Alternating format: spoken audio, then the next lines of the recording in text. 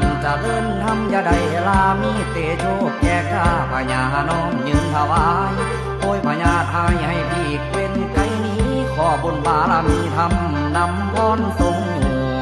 มาสู่ให้จะเลิ่นใจงามลำคุณพระบุตรสู่คำนำไหวอย่าถอย